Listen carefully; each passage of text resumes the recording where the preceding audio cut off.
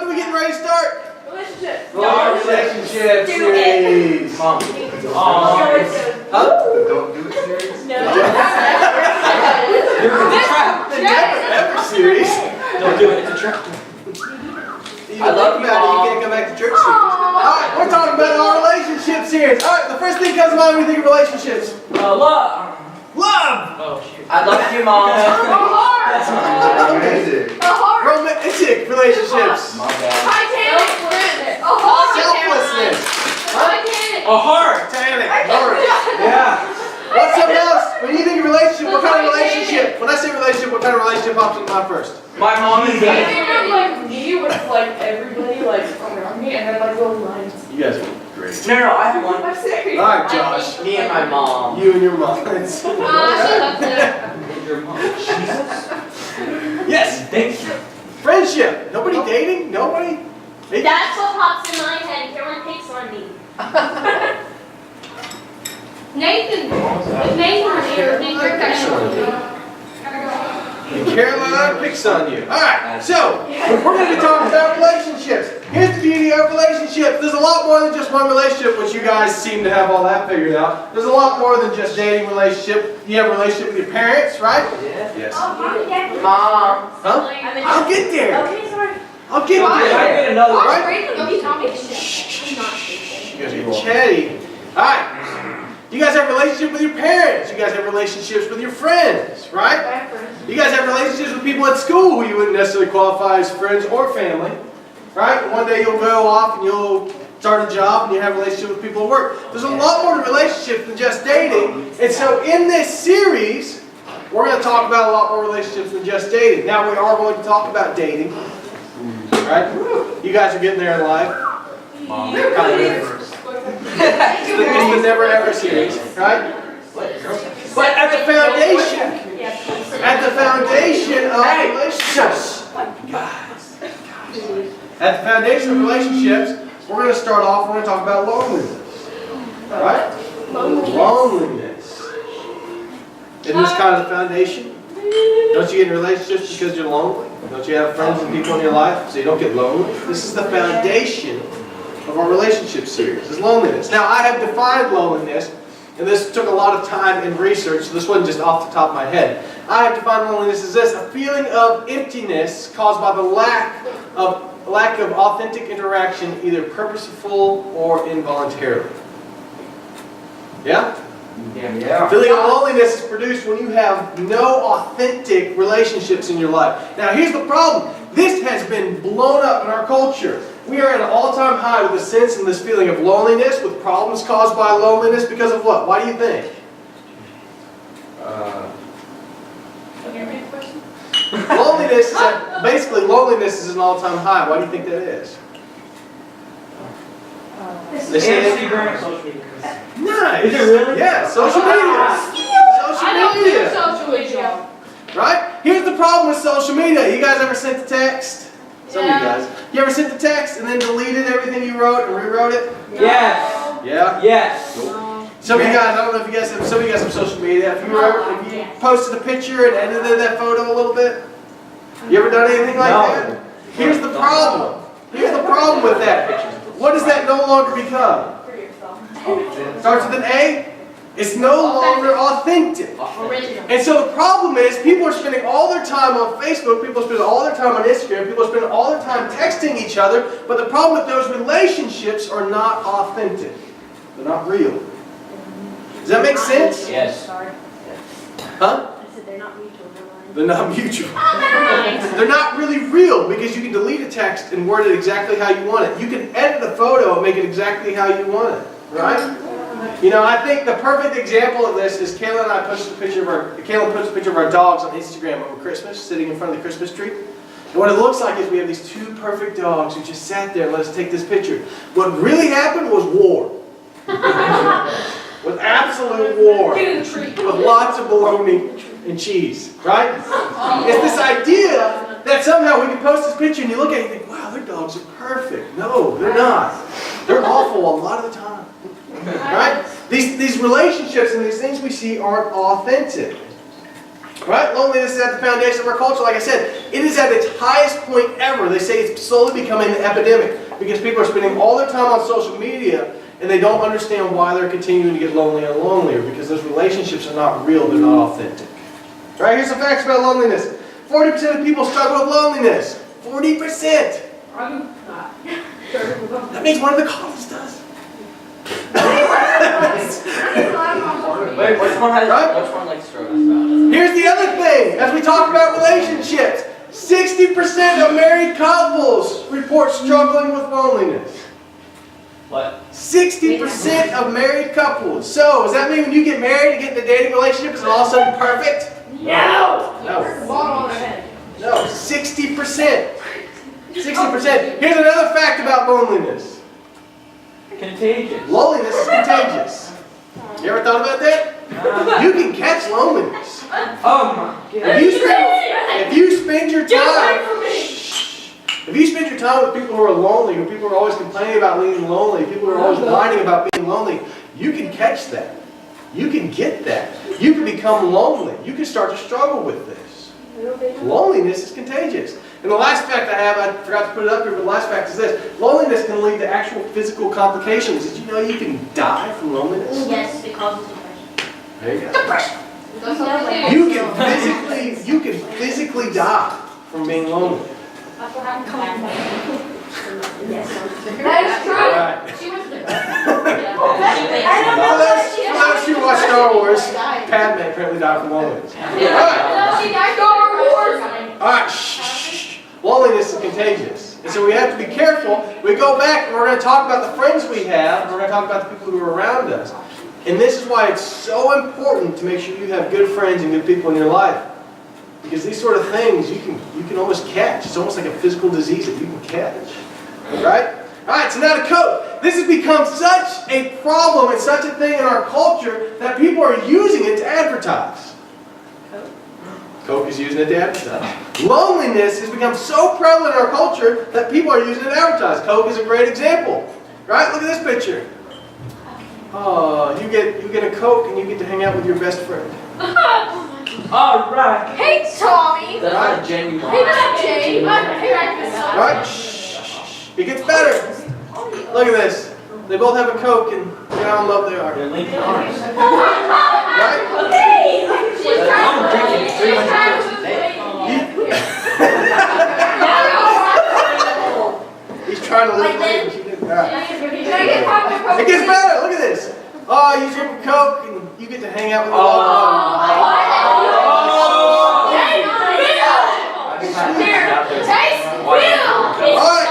Here you go.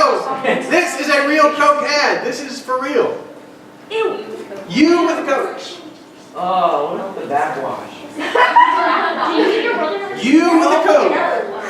Coca-Cola is using this to advertise. Coca-Cola is using the fact that you guys are lonely and that people are now struggling with loneliness so much, they're using it to advertise. Right? They're taking this idea of people who just desperately want to be in relationships and desperately want this loneliness to go away, and they're using it to sell Coke. I really don't. It's alright. I wonder how many people have bullets to buy a Coke to see if someone was shot. It's subliminal messaging, right? You begin to think that way. Straws. You begin to think that way. You begin to think, man, if only I had the Coke, then I could have that. If only I bought a Coke, if only I bought a Coke, then I could get this fixed in my life. Now, I don't know, you guys may not be here yet, but at the end of the day, if you start watching advertisements, you're going to start seeing this. People are going to use relationships and use friendship and use being close with somebody as a way to sell you stuff.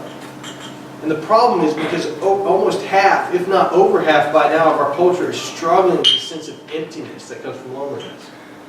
And so they take advantage of that and they sell you Coke.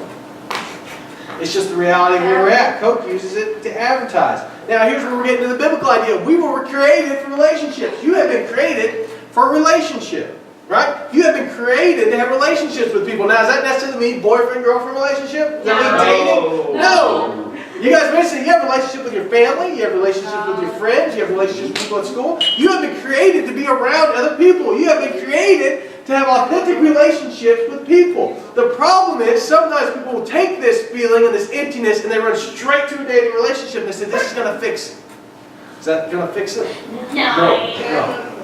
So they take this emptiness inside and they run straight for a dating relationship and say, man, I need this to be fixed. And the case is, typically it doesn't. If you run a relationship where you're miserable and lonely, guess what you take with you? Miserable. A lot of that with you. Right? So we're going to talk about that a little bit. Open up to Genesis 2. 2. Is that in Genesis? That's in Genesis. Oh, it's okay. It's in Genesis. Genesis 2. Oh, Reagan! It's page 1. What did she In the Gold Bible. Yes, you did. What doing? Is Page- there table content in the Gold Bible? Yeah. I think so. Then how's it page 1? I am. I think it's, I don't think there's got a page number. They First counted. number page? What you want, Sarah? Wait, what's that? No. Then something first page. It's the first number page, page 1. Page 1. Then we're getting over page It's I or something. Get on my level, Sarah. Get on my level. Right? So we're going to talk about relationships and the fact that we have been created for relationships. All right, I need somebody to read for me Genesis 2, 15 through 20. Genesis 2, 15 through 20. Nobody? Anybody? What was the verse? 15 through 20. All right, do it, Emma. The Lord God took the man and placed him in the garden of Eden to work it and watch it grow. And the Lord God commanded the man, you are free to eat from any tree in the garden, but you must not eat from the tree of knowledge of good and evil, for one day you may eat from it. For on the day you eat from it, you will certainly die. Then the Lord God said, it is not good for man to be alone. I will make a helper to correspond to him. The Lord God formed out of the ground every wild animal, every bird of the sky, and brought each to the man to see what he would call it. Whatever the man called it, the living creature, that was his name. The man gave names to all the livestock, to the birds in the sky, to every wild animal. But to the man no helper was not corresponding to him. So the Lord caused a deep sleep to cover the man, and he slept. God took one of his ribs and placed the flesh of his face. Then the Lord God made the rib he taken from the man, and to the woman, and brought her to her. Okay, so what do you guys know about the Garden of Eden? It was what? Starts with P. Perfect. It was perfect. Who was also perfect? God! God's perfect. God and Adam and Eve. God, Adam and Eve. God and Adam and Eve. They're perfect. So what does that say about their relationship? What does that say about Adam's relationship with God? It was what? Perfect. Perfect. All right, what else do we know about the Garden of Eden? What did God do in the cool of the evenings? He came down and walked with He came down and spent time with Adam. Huh? She's not that easy. She's like, It's right. It's right. So God would physically come down and do what with Adam? Walk with him. Walk with him, talk with him, spend time with him. God was physically there. God was physically spending time with him. God was physically with him, and they had a what relationship? Perfect. However, what does God say in verse 18? don't eat from the tree of the knowledge. It's not good for a man to be alone. It's not good for a Wow, Reagan. It's not good for a man to be alone. What does God describe Adam as? Lonely. Alone. Oh, this is mean. Does that make sense? He describes Adam as alone. Who does Adam have a relationship with? God. Who does Adam have a perfect relationship with? God. God. And God looks at Adam and he says, what? You're alone. You're alone. God. He says, you've got nobody. Which is interesting, and it's tough the first time I read this to kind of mentally wrap my mind around that, but he looks at Adam and says, listen, you're alone. You don't have anybody. So what does God do? We see. He makes Eve. But then you always Right? like, Right? Adam was alone. Adam didn't have anybody.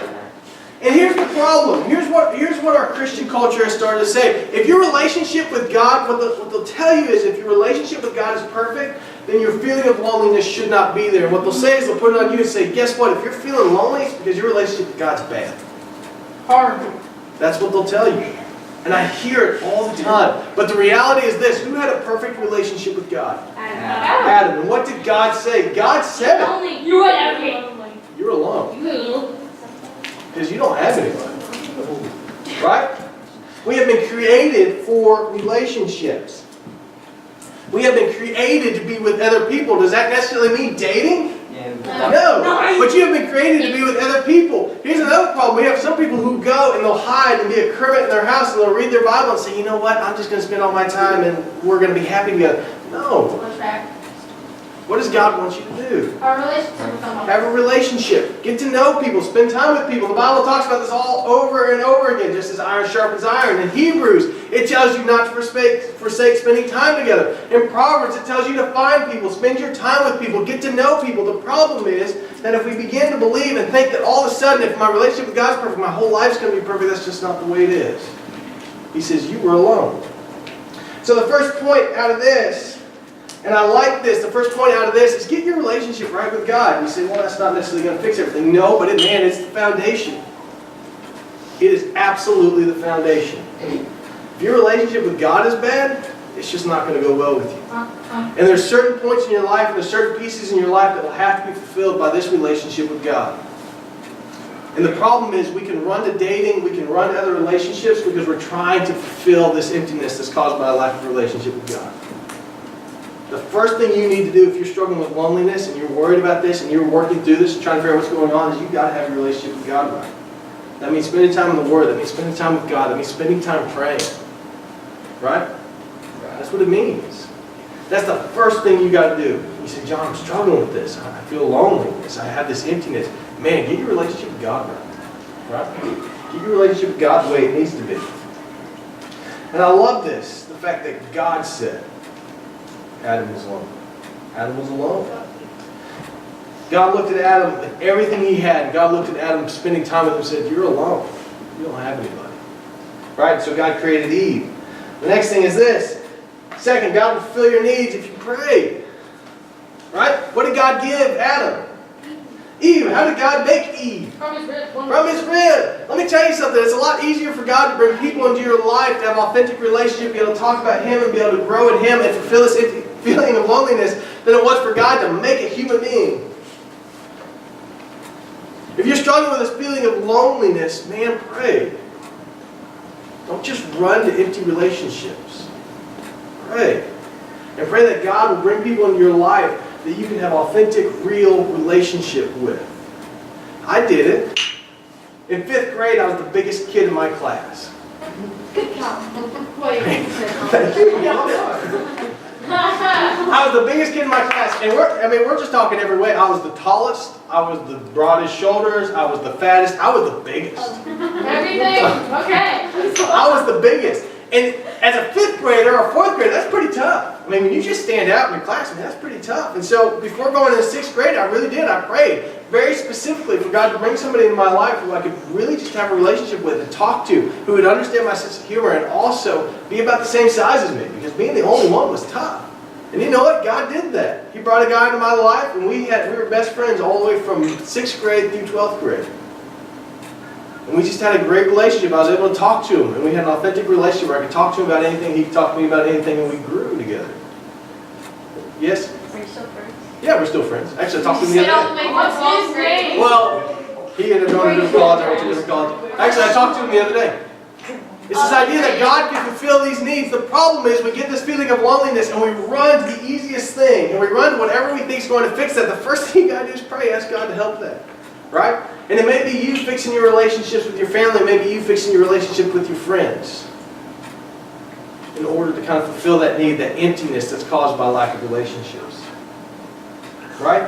The last thing is this. You need to find healthy relationships. If you're struggling with loneliness and you have this feeling of emptiness and you don't know what's going on in life, you need to start pursuing some healthy relationships, right? Just because they're your friend doesn't mean it's a healthy relationship. Just because they're your best friend doesn't mean it's a good relationship. Right? The first thing you need to do is pursue healthy relationships. Find people who you can truly invest in. Find people who you can grow in. Find people who you can talk about church, talk about God, and grow spiritually in. Those are the type of people you need to find. You say, John, I'm struggling with emptiness. I'm struggling with loneliness. And I'll ask you, how many good relationships do you have? And the reality is, you probably don't have very many, if any. Thank you. No. Does that make sense? You guys need to pursue healthy relationships. You guys need to first pursue good friends. And you guys need to first pursue getting right with your family and being able to spend time with your family. Pursue those relationships long before you pursue a dating relationship. Because the problem is if you take loneliness and hurt and hardship into a dating relationship or even into a marriage relationship, guess what goes with it? All of it. Loneliness. All of it goes with it.